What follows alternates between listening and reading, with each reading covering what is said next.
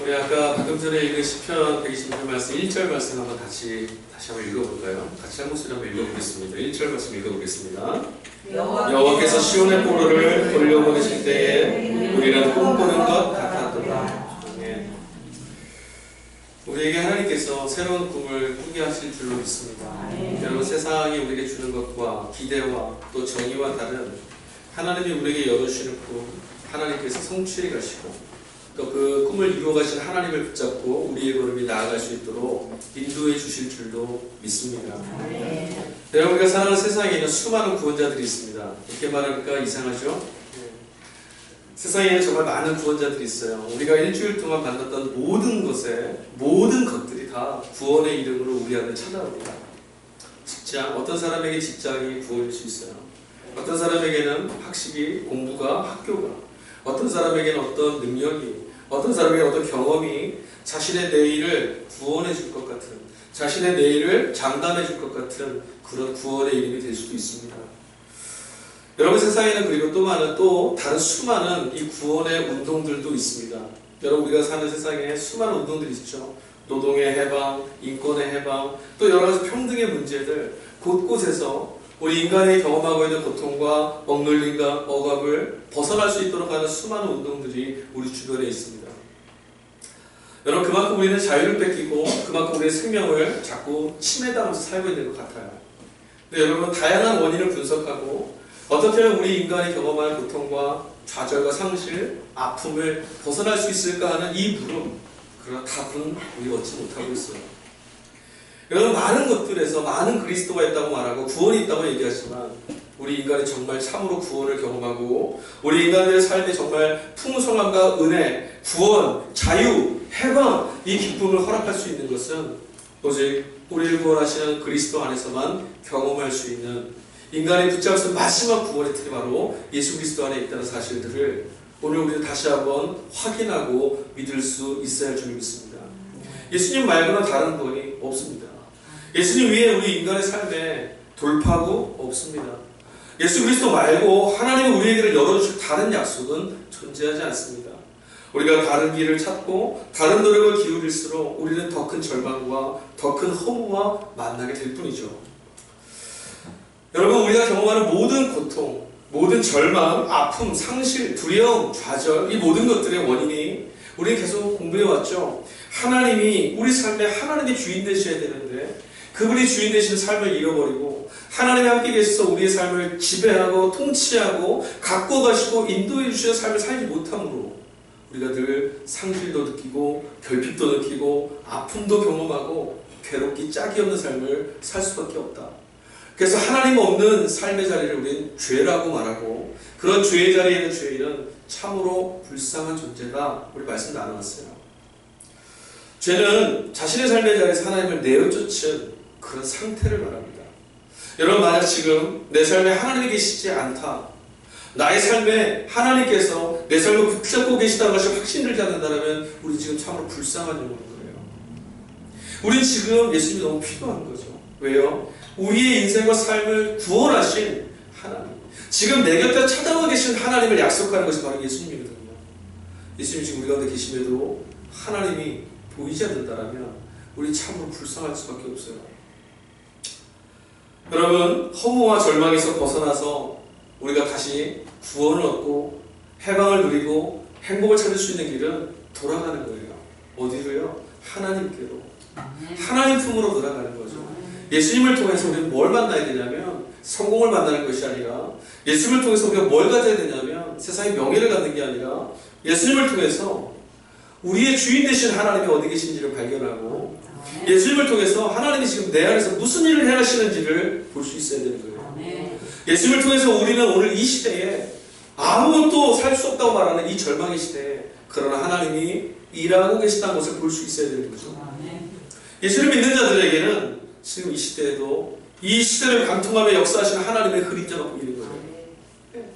저는 오늘 예배 가운데 참여하신 저와 여러분 모두에게 그리스도이신 예수님을 통해서 하나님의 우리의 삶 가운데 동행하심을, 여러분의 삶의 주인이 되셔서 지금도 함께 하고 계심을 믿으실 수 있기를 간절히 축복합니다. 여러분, 여전히 우리는 하나님을 떠나 있는 죄의 관성에 매여서 살게 됩니다. 예수께서 우리를 구원하셔서 하나님 자녀로 삼아주심에도 불구하고 이전에 하나님 없이 살던 그 모습이 우리 안에 여전히 자리 잡고 있어요. 때때로 쉬지 않고 우리 안에 계속 뭐가 찾아오냐면 내 삶에 하나님이 없으면이라고 하는 자리를 자꾸 돌아보게 되죠. 여러 가지 모습으로 나타납니다. 어떨 때는 하나님 믿어지지 않는, 하나님 믿지 못함으로 나타날 때도 있고, 때로는 염려와 근심과 불안으로 우리의 삶에 하나님이 계시지 않는 것 같은 이전의 모습을 자꾸 기억해야 되는 거예요. 왜 두렵습니까? 지금 하나님이 계시지 않은 것처럼 보이니까 두려운 거예요. 하나님이 계심을 우리가 볼 수 있다면 무엇이 두렵겠어요? 그래, 두려움과 염려는 뭐예요? 하나님이 여기 계심을 보지 못하게 하는, 이전에 하나님을 내 삶에 몰아내버렸던 죄의 관성이 나를 끌고 가고 있다는 것을 우리는 알아야 돼요. 여전히 우리는 하나님 없이 우리 힘으로, 하나님 없이 허우적거리며 살고 있습니다. 한 주간의 삶을 가만히 돌아보면 기쁨으로 돌아오신 분과 아픔과 무게감을 가지고 돌아오신 분의 차이가 하나 있어요. 무엇이냐면 이거죠. 한 주간의 삶을 누가 살아냈느냐, 그 주어가 좀 달라요. 한 주간 정말 무겁고 힘들게 살아온 걸음에는 항상 이게 나와요. 내가 지난 한 주 정말 힘들었습니다. 그러나 기쁨이 가득한, 기쁨의 흔적이 남아있는 새겨지는 인생은 이렇게 고백합니다. 하나님이 그래도 나를 이끌고 가셨습니다. 여러분, 우리의 한 주 돌아볼 때, 다음 주 이 시간에 모였을 때 우리 모두 이렇게 고백할 수 있으면 좋겠어요. 지난주와 똑같이, 아니 더 힘든 상황이었던 것 같은데 하나님이 나를 이끌어 주셔서 오늘 이 예배의 자리가 감동으로 나에게 다가오고 있습니다. 난 정말 진실로 주님을 찬양하기 소망합니다. 이런 고백이 다음 주 우리의 예배 가운데 있기를 간절히 축복합니다. 여러분, 우리는 이 죄의 관성 때문에 씻지 못하는 습관 하나 갖고 있습니다. 뭔지 아십니까? 뭔가 수고해야 된다는 거예요. 아이들이요, 야단을 맞을 때 어떤 줄 아세요? 한번 야단을, 뭐가 잘못해서 야단을 맞으면 계속 눈치를 봅니다. 그죠? 그래서 어떻게 하면 야단을 안 맞을까? 어떻게 하면 칭찬을 받을까? 그것만 자꾸 찾아다녀요. 뭔가를 막 하려고 부산스러워요. 그죠? 근데 여러분, 야단을 맞았던 그 아이가 뭘 놓치고 있냐면 야단친 그이가 나하고 무슨 관계인지를 자꾸 놓치고 있는 거예요. 우리도 똑같아요. 하나님의 없었던 죄의 자리에 살던 우리의 모습 속에 뭐가 있냐면 어떻게 해야, 무엇을 채워야, 어떻게 채워나가야만, 무엇을 이루어야만 하나님과의 우리 관계가 회복될까? 아니, 다시 말하면 이런 거죠. 어떻게 우리가 복받고 살고 구원을 얻으며 살 수 있을까? 이런 열심이 우리 안에 남아있어요. 여러분, 부모를 잃은 아이가 부모를 찾는 것 말고 다른 기쁨이 있을까요? 길을 잃어버린 아이가 막 울고 있습니다. 그 아이한테 찾아가서 야, 너 사탕 좋아하지? 사탕을 주면 아이가 울음을 그칠까요? 아니요. 초콜릿을 이만큼 가져다가 이거 외국에서 사온 거라 진짜 맛있어. 이거 먹고 눈물 그쳐. 그칠까요? 아니요, 그치지 않아요. 그 아이는 자기의 손을 놓친 잃어버린 엄마 손을 붙잡을 때까지 눈물 그치지 않을 거예요.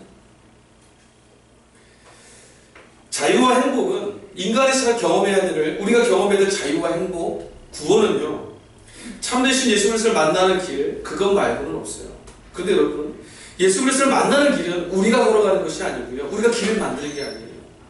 길이신 예수님이 우리에게 찾아와 주셔서 길을 열어주셔야만, 그 길로 우리를 붙들어 주셔야만, 이끌어 가셔야만 우리 경험할 수 있는 거죠. 기독교에서 말하는 구원은, 인간 해방은 어디서 시작하냐면 우리의 열심과 수고로, 우리의 땀 흘리는 것으로 우리를 구원할 수 있다고 말하지 않습니다. 세상에서 우리가 한 주간에 사는 모습에서 뭐라고 말하죠? 너의 인생을 구원하려면, 너의 내일을 살아내려면 너는 수고하고 땀 흘려야 돼. 이거 어디서 온 거예요? 죄 지은 인간에게 찾아온 하나님의 저주, 거기서 비롯된 거 아니었습니까? 근데 은혜는 그렇지 않아요. 하나님 우리에게 그렇게 말씀하시지 않습니다. 하나님 우리에게 이 모든 절망의 날에부터 구원받는 길을 내가 감당하였으니 너는 이 은혜를 누리고 살아라고만 말씀하세요. 내가 했다고. 왜요? 너는 내 자녀니까. 예수님은 길을 잃은 우리에게 찾아오셨습니다. 그래서 뭐 하셨냐면 돌아갈 수 있는 길, 어떻게 하면 하나님께 갈 수 있는지, 어떻게 하면 자유를 얻고 어떻게 하면 구원을 받을 수 있는지 가르쳐 주셨어요. 그리고 그 길이 되어 주심으로 우리로 하여금 이 삶의 자리에서 잃어버린, 진정 우리가 회복해야 될 구원의 기쁨을 다시금 얻게 하시려고 스스로가 길이 되어 주신 하나님이시죠. 복음서에서 만나는 예수님의 걸음을 한번 잘 조명해 보십시오. 성경을 펴고 여러분이 예수님의 걸음을 읽어보시면 예수님은 사람을 자꾸 찾아다니세요. 어떤 사람을 찾아가십니까? 예수님 찾아가시는 사람들은 다 병자이거나 귀신 들린 사람이거나 사람들과의 관계에 있어서 깨어져서 질시와 조롱과 손가락질 받는 죄인들이거나 아니면 늘 괴로워하는 삶에서 벗어나지 못하여서 늘 눌려있던 사람들, 여전히 헐벗은 사람들, 예수님 다 이런 사람들만 찾아다니세요. 왜 그들을 찾아가십니까? 길을 잃어버린 사람들이라서 그래요. 길을 잃어버린 사람들에게 주님은 찾아가셔서 길을 가르쳐 주시는 걸 넘어 길이 되어 주셔서 나를 밟고 오라고 하십니다. 오늘 이 예배 가운데 참여한 저와 여러분 우리 모두에게 오늘도 이 말씀 가운데 예수님 찾아오셔서 혹시 모르겠습니다. 오늘 예배 가운데 찾아오시기 전까지 여러분 길을 잃어서 방황하셨는지, 길을 잃어서 두려우셨는지, 어떻게 걸어가야 될지 몰라서 지금 좌절하시는지 모르겠지만 오늘 예배 가운데 말씀으로 찾아오신 예수님이 여러분의 분명한 길로 오늘 이 시간에 함께 해주시기를 간절히 소망합니다. 오늘 성서일관을 읽었던 복음서 말씀이 있습니다. 요한복음 12장 말씀입니다. 이 12장 말씀을 보면 예수님께서 또 누군가를 찾아가셨어요. 누구냐면 나사로라는 사람입니다. 배달이에요. 그 나사로라는 곳에 도착해보니 이 나사로의 집에 가보니 거기에 3명의 사람이 있습니다. 누구냐면 나사로와 마르다와 마리아입니다. 나사로는 예수님하고 무척 친한 사람이었던 것 같아요. 복음서에는 또 예수님의 친구라는 말도 나오거든요. 나사로가 죽을 병에 걸렸죠. 아니 죽었어요. 근데 예수님이 어떻게 하셨어요? 그를 살려내셨죠. 그뿐만이 아니에요. 복음서를 또 읽어보면 이 집에 있었던 마리아라는 여인은 귀신 들렸었는데 예수님이 그로부터 귀신을 내어쫓아서 회복해 하셨어요. 이 가정에는 정말 놀라운 일들이 일어났어요. 예수님을 만나고 나서 베다니에 있었던 이 나사로의 집에는 정말 꿈만 같은 일들이 벌어졌습니다. 죽은 사람이 다시 살아나고 귀신 들려서 눌려있던 그 가정에 주님이 회복을 허락해 주셨어요. 여러분 저는 우리들의 삶에도 예수님 찾아오셔서 죽음의 자리에 있는 넓어져 있는 시체와 같은 우리 삶이 다시 살아나는 꿈만 같은 역사가 나타날 수 있기를 소망합니다. 귀신이라고 하는 권세에 눌려서 아무것도 할 수 없는 주눅들어 사는 우리의 인생이 하나님이 함께 계심으로, 예수님이 함께 계심으로 주님이 주시는 꿈을 꾸고 이 세상에 엉걸린 모든 잣대를 무너뜨리고 하나님 인도하시는 대로 꿈을 이루어가는 여러분의 삶이 될 수 있기를 다시 한번 축원합니다. 예수님이 가정에 찾아오시니까요 놀라운 거죠. 꿈만 같은 일들을 이루신 주님이 오셨어요. 이 가정에 깨어진 모든 것들을 회복시키셨던 주님 아닙니까? 그러니 이 가정에 잔치가 벌어지죠. 이 가정에 잔치가 벌어졌어요. 오늘 본문 속에서 우리가 좀 주목해야 될 이야기들이 있습니다. 이야기들 속에서 뭘 봐야 돼요? 사람들을 좀 봐야 돼요. 나사로, 마르다, 마리아, 그리고 한 명 더 나와요. 예수님의 제자였던 유다입니다.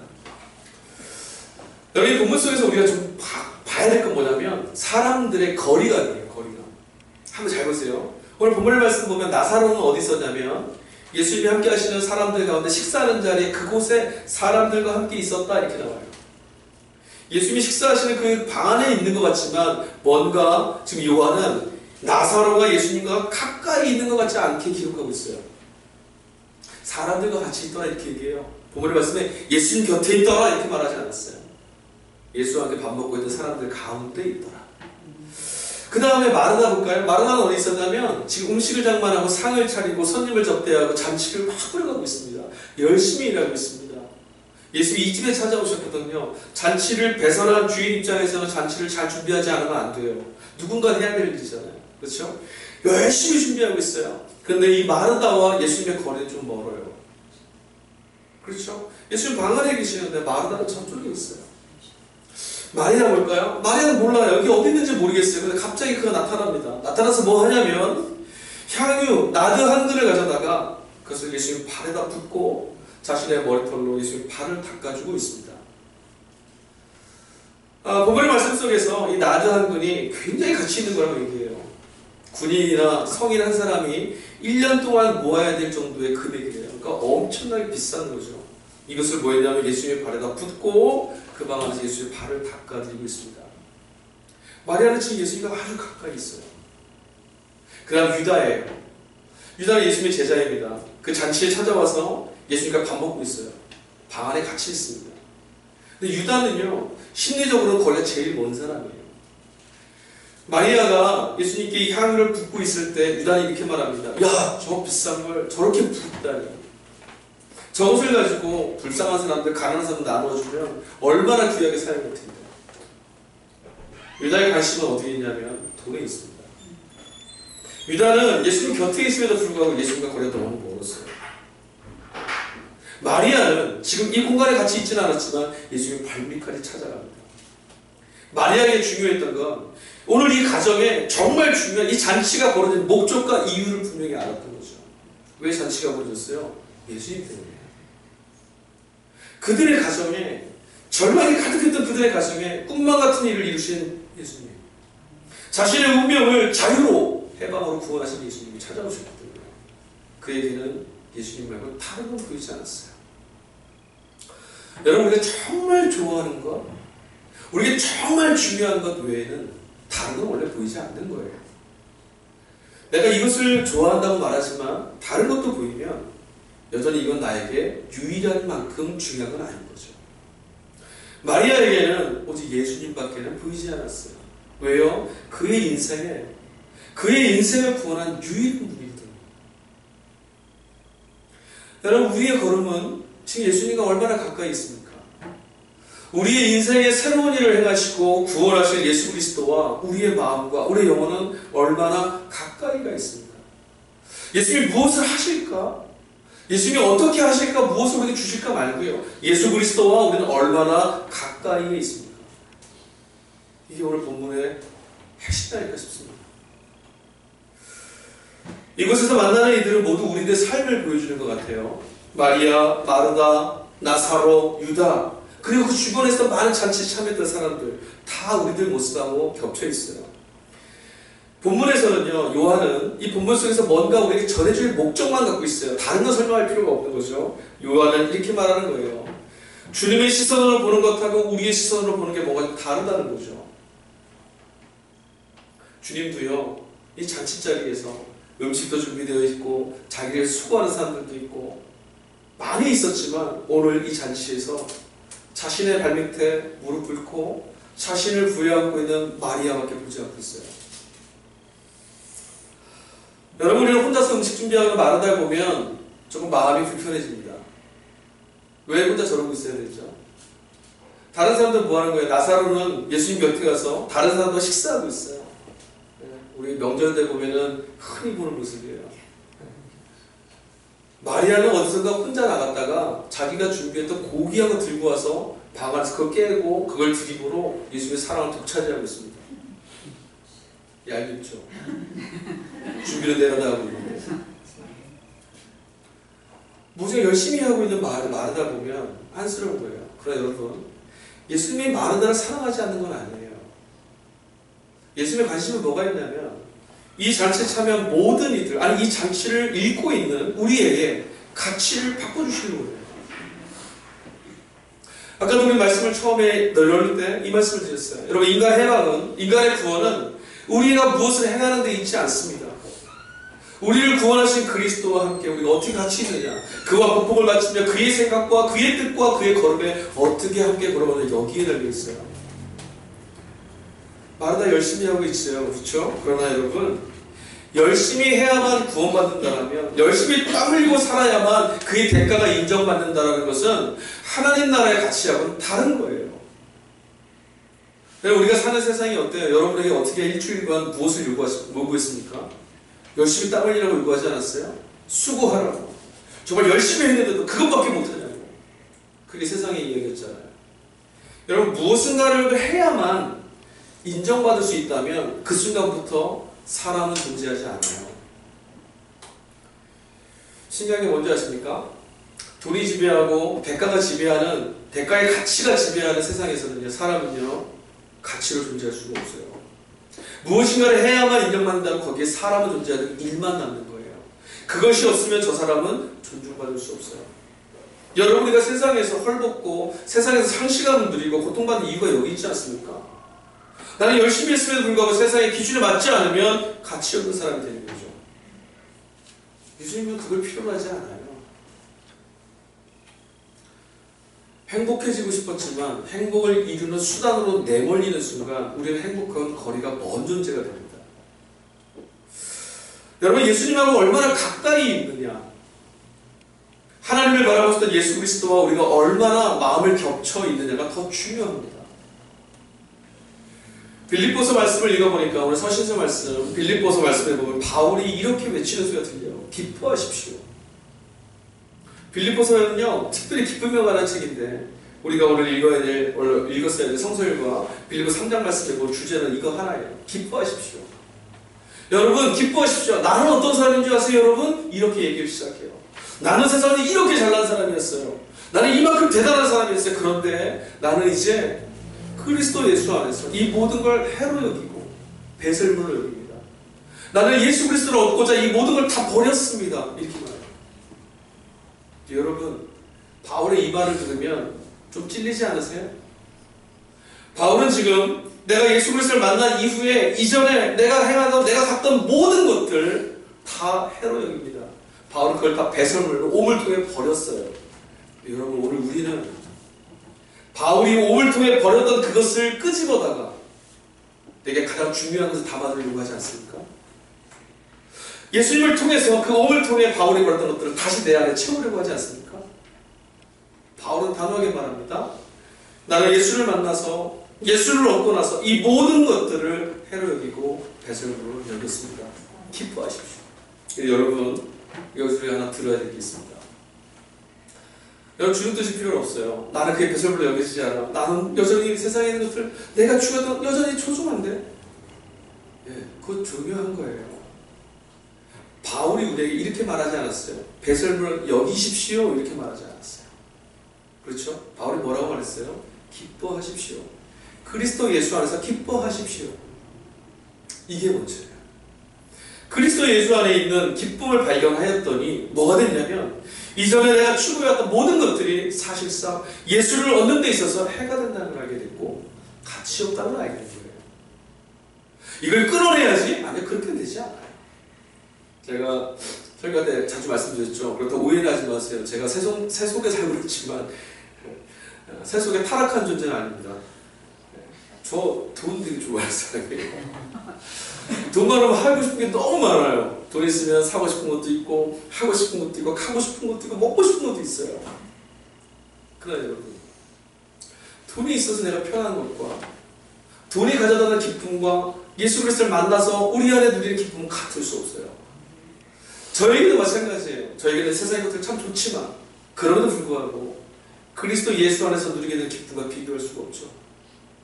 하나님이 우리에게 열어주신 기쁨과 비교할 수 없어요. 선택하라고요? 아니, 선택할 수 없어요. 선택의 대상이 되질 않아요. 바울은 이야기합니다. 그리스도 예수 안에서 기뻐하세요. 여러분, 예수 그리스도 안에서 기쁘십니까? 예수 그리스도 안에 계심이, 그리스도가 여러분 안에 함께 계시고 여러분이 지금 예수 그리스도 안에 지금 속해 있는 자들이라는 것이 기쁘시냐는 거예요. 이게 기쁘지 않으면 뭔가를 가져야 되고 뭔가를 해야만 한다고 말하는 세상의 가치 안에서 자유로울 수 없어요. 대체 하나님이 누구이시기에 바울은 그리스도 예수를 만남으로 이 기쁨 때문에 세상의 모든 게 배설물이라고 얘기했을까요? 바울은 예수님 안에서 하나님을 발견했거든요. 초대교회 성도들이요, 그렇게 환난과 핍박이 있는데 어떻게 죽었다고요? 어떻게 핍박당하면서도 순교의 길을 걸어갔다고요? 예수님을 어떻게 믿을 수 있냐고요? 예수님 안에서 하나님을 봤거든요. 여러분, 우리가 예수님 믿는 이유는 하나예요. 예수님을 볼 때 우리를 구원하셔서 하나님을 볼 수 있어요. 예수님을 볼 때 우리를 사랑하시는 하나님을 알 수 있어요. 예수님을 볼 때 우리의 길을 인도하시면 떠나지 않는다, 그 막장 약속의 말씀이 무엇인지를 알게 돼요. 꿈만 같은 이야기라고 체념하고 돌아서고 싶을 때 여러분 많죠. 하나님 우리에게 약속 주실 때 보면, 야, 이건 무슨, 그거 진짜 성경에만 나오는 이야기지. 그거 듣기는 참 좋은 말씀이긴 한데, 듣기는 좋고 들으니 기분은 좋은데, 그게 정말로 이루어질까? 여러분, 오늘 이 자리에 나오시기 전까지 절망했던 자리, 아파했던 자리, 여러분 매일 기도했던 자리, 정말 그게 바뀔까요? 하나님이 여러분들에게 여러분의 내일이 바뀔 거라 말씀하시면 정말 이루어질까요? 여러분 혹시 꿈만 같은 이야기로 생각하지는 않으세요? 꿈만 같다고 생각하면 기뻐할 수가 없어요. 하나님을 믿을 때 예수님을 믿으면서도 별 수 없을 거라 생각하는 체념과 불신의 뒤에는 뭐가 있냐면 다시금 우리를 어둠 속에 구속시키고 속박해 두려고 하는 마귀의 음모가 도사리는 거예요. 하나님이 우리로 하여금 새로운 소망을 주신 것은 마귀의 속박, 그 억눌린 삶으로부터 구원해내시려고 하나님이 이루어가시는 내일을 보라고 우리에게 그 꿈을 주신 건데 그걸 잃어버린 순간 뭐죠? 다시 어둠 속에 붙들릴 수밖에 없게 되는 거죠. 타락한 본성과 죄의 짐을 우리에게 자꾸 묶어두려는 게 마귀의 전략이기 때문에 여러분 우리의 삶의 자리가 지금 그것이 어떤 식으로 경험되고 있든지 상관없습니다. 하나님 풍성한 생명을 누릴 수 없는 고통과 아픔의 자리가 지금 내 삶의 그 자리가 과연 바뀔 수 있는가라고 묻는 그 부름에 여러분 아멘이 되셔야 돼요. 성서일가 우리의 다순절 5주째 같이 읽은 오늘 본문 성서일가 말씀의 응송 시편 말씀 126편 같이 읽었어요. 이 126편의 무대는 어디냐면 바벨론의 포로로 끌려갔던 이스라엘 백성들이 돌아와서 성전에 올라가며 부른 노래예요. 아시다시피 포로에서 돌아와서 그들이 올라갔던 성전은 다 깨졌죠. 파괴됐죠. 처참하죠. 근데 그들이 오늘 이 성전에 오르면서 이 노래를 같이 부르는데 뭐라고 부른 노래를 했냐면 1절 말씀 이렇게 말합니다. 여호와께서 시온의 포로를 돌려보내실 때 우리는 꿈꾸는 것 같았도다.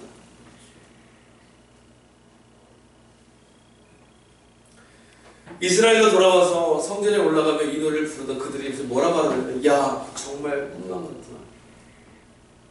이런 날이 진짜 오다니. 무너진 삶이었고 다시는 돌아올 수 없을 거라 생각했던 곳이었고 처절한 포갑자들의 매일 일상이 그들에게서는 이 날과 다른 내일은 없을 거라고 했던 그런 삶이었거든요. 근데 그들이 감격적으로 이렇게 외치는 거예요. 꿈꾸는 것만 같다. 포로로 끌려가기 이전에도 그랬고요. 포로로 끌려가서도요. 하나님은 하나님의 사람들을 보내서 이들에게 이렇게 말씀하셨어요. 너희들이 때가 차면 내가 너희를 구원하고 돌아오게 할 것이다. 근데 그때도 이들은 이 말씀 듣고도 이렇게 생각했어요. 무슨 꿈 같은 소리야. 무슨 꿈 같은 소리야. 그런 일이 올 거라고 참나요. 세상에 패권을 장악하고 있던 바벨론과 페르시아 너무나 감성합니다. 거기에 하나님이 보이지 않아요. 하나님을 믿는 길은 다 망가지고 무너진 거고 망한 것 같은데 거기에 이런 말씀이 들리니 꿈만 같죠.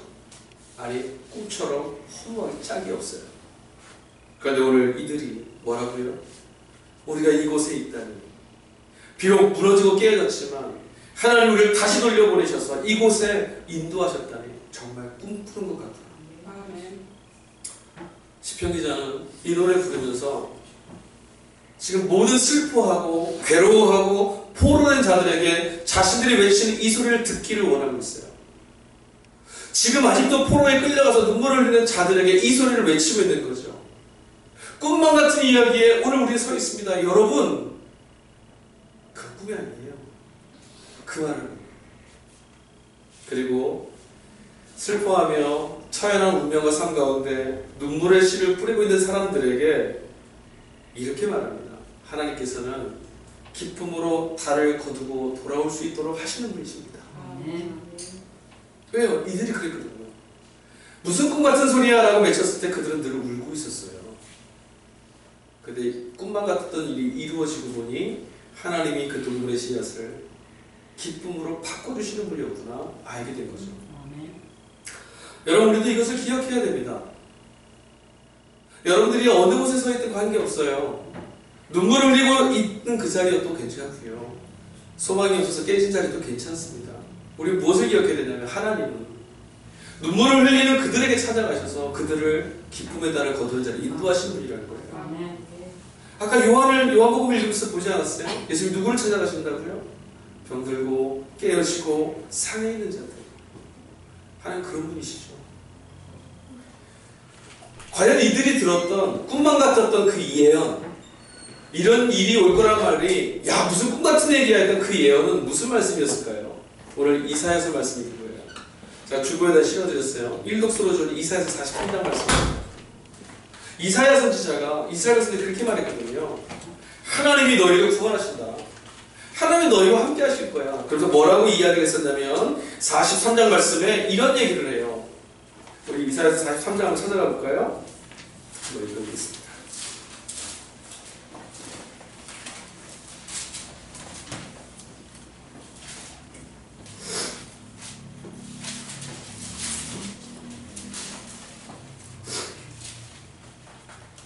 이사야서 43장 16절부터 21절까지 말씀인데요. 우리 여기 한번 보시죠. 16절에서 17절, 18절까지 석절 말씀 한번 읽어볼게요. 16, 17, 18 같이 읽어보겠습니다. 시작. 나 여호와가 이같이 말하노라. 바다 가운데 길을 큰 물 가운데 지름길을 내고 병거와 말과 군대의 용사를 이끌어내어 그들이 일시에 엎드려져 일어나지 못하고 소멸하기를 커져가는 등불 같게 하였느니라. 너희는 이전 일을 기억하지 말며 옛날 일을 생각하지 말라. 지금 이사야가 무슨 말을 하냐면 바벨론에 끌려가 있는 이들에게, 바벨론에 끌려가서 포로되어질 이들에게 뭐라 말하냐면 하나님이 이전에 애굽의 바로의 손에서 우리를 구원하시지 않았냐, 홍해 바다를 가르시지 않았냐, 바로의 말과 병거를 무찌르시지 않았냐, 광야에서 길을 내시지 않았었냐, 하나님 그러시지 않냐. 이와 같이 바벨론의 권세도 무너뜨리실 거다. 근데 중요한 게 있어요. 그게 여기에요. 18절 말씀입니다. 뭐라고요? 너희는 이전 일을 기억하지 말고 옛날 일을 생각하지 마라. 이전 일과 옛날 일이 뭘까요? 예? 기억하지 말아야 될 이전 일과 옛날 일이 뭡니까? 문자적으로 뭐예요 지금? 외국에 있을 때 바벨론 포로. 아니에요. 문자 그대로 읽으세요. 지금 어디서부터 어디까지 읽었어요? 여기서 말하는 이전 일과 옛날 일은 하나님의 애국에서 구원해 주신 일이에요. 바다를 가르고 바로를 부추겼던 놀라운 승리예요. 근데 뭐라고요? 이것도 기억하지 마라. 왜요? 이것만 기억해도 좋잖아요. 근데 기억하지 말아요. 왜 기억하지 말냐면 하나님 이것은 19절입니다. 보라, 내가 새 일을 행할 것이다. 새 일을 행할 것이다. 너희가 이제까지 보아왔던 것? 아니 그거 말고, 너희가 이전까지 얻었던 구원? 아니 그거 말고, 너희가 지금까지 경험했던 승리? 아니 그거 말고, 이제 너희의 날에 새로운 일들을 내가 해놨다. 새로운 일을 해한다는 이 말씀이 이스라엘에게 어떻다고요? 꿈만 같았어요. 믿어지지 않았죠. 그런데 정말 하나님이 이들에게 애굽의 바로의 손에서 건져냈을 때와 다른 새로운 일을 행하셨어요. 여기서 하나만 더 읽어볼까요? 21절입니다. 21절 말씀 읽어볼게요. 시작. 이 백성은 내가 나를 위하여 지었나니 나를 찬송하게 하려 합니다. 이사야서 오늘 같이 읽은 성수기가 43장 말씀의 마지막 결론이 여기에요. 꿈만 같은 하나님의 약속을 여러분 어떻게 믿을 수 있습니까? 꿈만 같은 이 이야기를, 하나님의 약속의 말씀을 어떻게 우리가 믿을 수 있습니까? 뭐라고요? 하나님이 이렇게 말씀하세요. 이 백성은 나를 위하여 내가 지은 백성이다. 하나님은 당신의 백성, 당신을 위한 자기 백성이라고 얘기하세요. 나는 내 백성을 잃어버리지 않는다고. 나는 내 양을 잃어버리지 않을 거라고. 하나님은 우리를 포기하실 수 없다고 말씀하십니다. 하나님은 지금 여러분들을 포기하시지 않아요. 하나님 뭐라고 말씀하시면 여러분 한 사람 한 사람, 우리 모두를 나에게 소중한, 나를 찬송하기 위한 나의 백성이라고 얘기하세요. 그래서 뭐라고요? 이 일을 하겠다. 여러분들은 아무 것에나 쓰는, 그냥 쓰다 버릴 그런 존재가 아니에요. 하나님이 지금 뭘 하셨냐면 나를 위하여서 만든 내 백성이래요. 우리가 누구라고요? 하나님을 위해서 지어진 존재라고요. 하나님을 위해서. 하나님이 여러분 때문에 기쁘고 하나님이 여러분 때문에 당신의 꿈을 이루실 수 있대요. 그래서 포기할 수가 없답니다. 그래서 뭐라고요? 새 일을 행하고야 말겠다. 네. 여러분 주님을 믿고 따를 때 꿈꾸는 것만 같은 내일이 여러분의 삶에 펼쳐질 줄로 믿습니다. 네. 왜요? 그 일을 그분이 하실 거거든요. 하나님께서 당신의 영광을 위해서 백성된, 자기 백성된 저와 여러분의 걸음을 인도해 주실 거예요. 우리의 걸음은 무너지고 깨질지 몰라도 하나님이 책임져 주실 거예요. 선택하셔야 됩니다. 수많은 가치 중에 예수 그리스도를 믿음으로 살아가는 하나님 나라의 백성으로 여러분 살아가실지, 새로운 꿈을 꾸게 하시는 하나님, 그 일을 이루실 하나님을 바라보고 살아가실지, 아니면 그런 꿈만 같은 얘기가 어딨어, 다시 어둠 쪽으로 고개를 돌리고 살아가실지 선택하셔야만 합니다. 여러분, 신앙이 뭡니까? 우리가 예수님을 믿고 신앙생활한다는 이 신앙이 도대체 뭐죠? 신앙은 하나님께서 보여주신 생명의 이상을 믿고 그 이상 너머에 내 희망과 삶을 두는 거예요. 오늘 내게 주어진 삶의 두는 아니라 내일 너희에게 새 일을 행하겠다는 예수님 말씀에, 하나님 말씀에 나의 꿈과 나의 내일을 걸어두는 거죠. 여러분, 오늘 우리는 다 함께 성찬을 하는 거예요.